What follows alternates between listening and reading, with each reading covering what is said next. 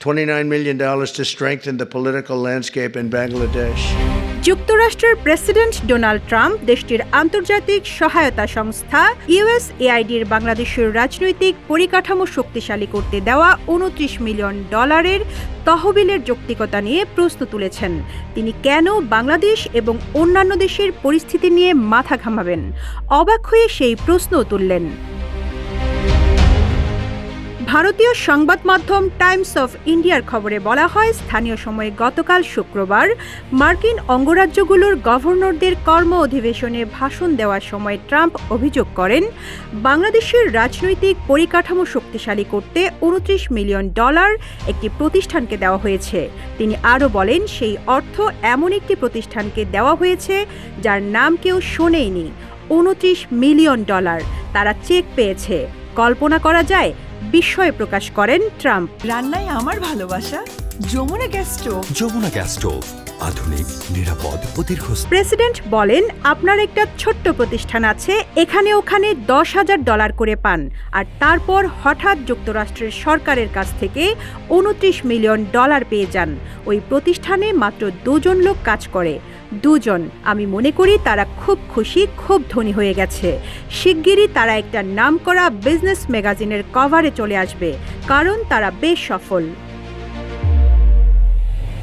মার্কিন প্রেসিডেন্ট আরও বলেন, $29 মিলিয়ন বাংলাদেশের রাজনৈতিক পরিকাঠামো শক্তিশালী করতে পাঠানো হয়েছে। কিন্তু রাজনৈতিক পরিকাঠামো শক্তিশালী করা বলতে তারা কি বোঝায়?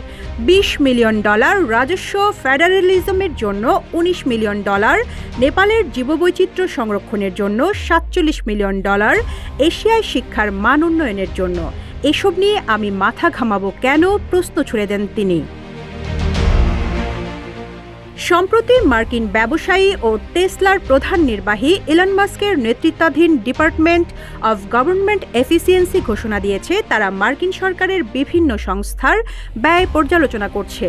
DOGA এর দাবি, পৃথিবীর বিভিন্ন দেশে consortium for election and political process স্ট্রেনথেনিংয়ের জন্য $486 মিলিয়ন ব্যয় করা হয়েছে, যার মধ্যে $21 মিলিয়ন বরাদ্দ ছিল ভারতে ভোটার উপস্থিতি বাড়ানোর জন্য। DOGA এর এই তথ্য প্রকাশের পরই ভারতের পুরনো বিতর্কটি নতুন করে মাথাচাড়া দিয়েছে। এদিকে এই বিষয়টি নিয়ে ভারতের রাজনৈতিক অঙ্গনে তুমুল বিতর্ক শুরু হয়েছে। বিরোধী দল কংগ্রেস এবং ক্ষমতাসীন বিজেপি, 2 দলই এটিকে ভারতের নির্বাচনী প্রক্রিয়ায় বিদেশি হস্তক্ষেপ হিসেবে বর্ণনা করছে। তবে বিজেপি দাবি করছে, কংগ্রেস নেতৃত্বাধীন তৎকালীন ইউপিএ সরকার বিদেশি শক্তিকে ভারতীয় প্রতিষ্ঠানগুলোতে প্রবেশাধিকার সহজ করে দিয়েছিল। ইলন মাস্কের নেতৃত্বে প্রতিষ্ঠিত মার্কিন ডিপার্টমেন্ট অব গভর্নমেন্ট এফিসিয়েন্সি বা সরকারি কর্মদক্ষতা বিভাগ এসব তথ্য প্রকাশ করার পর সরকারি ব্যয় নিয়ে প্রশ্ন তুলেছেন মার্কিন president Donald Trump. Rizwana Rinti, news desk, Ittefaq.